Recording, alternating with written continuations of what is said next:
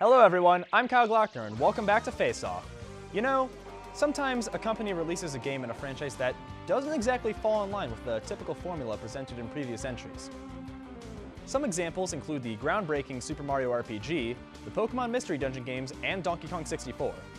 But lately, I've seen a lot of one type of spin-off in particular, and you've probably heard of it if you watched the latest Fire Emblem Direct. Throughout the recent years, quite a few franchises have released spin-off games that play very similarly to the Dynasty Warriors games, much like the upcoming Fire Emblem Warriors. But there are two games in particular that cover the style that I'd like to talk about today. And that's Hyrule Warriors for the Wii U and Hyperdimension Neptunia U Action Unleashed for the PS Vita. Let's get started. Hyrule Warriors released for the Wii U in 2014 and was later ported to the 3DS in 2016. The game featured characters from The Legend of Zelda, including Link, Zelda, Ganondorf, Skull Kid, Tingle, and Marin, the girl from Link's Awakening. Yes, a few of the characters are a little questionable, but overall none of them are really that bad.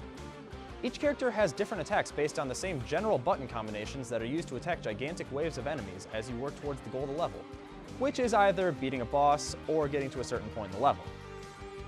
The story mode to this game is actually far better than I anticipated when I first heard about it. It starts off with Link, Impa, and Zelda defending Hyrule Castle from hordes of bokoblins, and over time, more characters join up with them from across the Zelda timeline, including characters from Ocarina of Time, Twilight Princess, and Skyward Sword.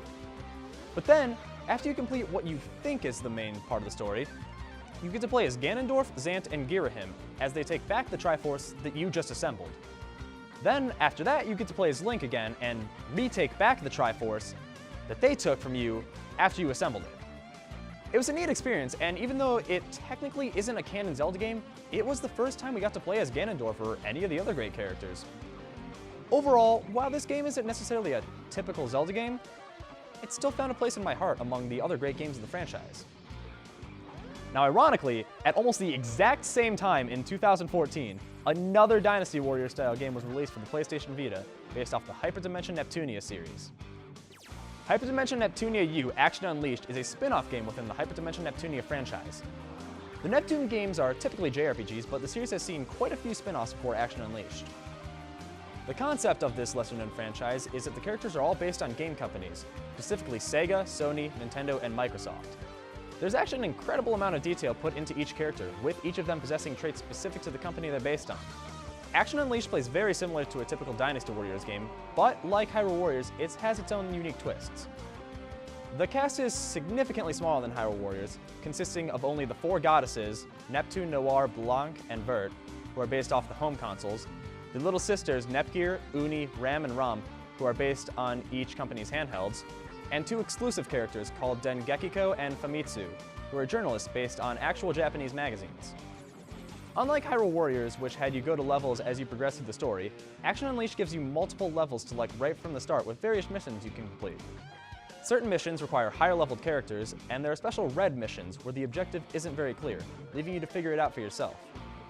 The gameplay is very similar to Hyrule Warriors, as one would expect from a game like this.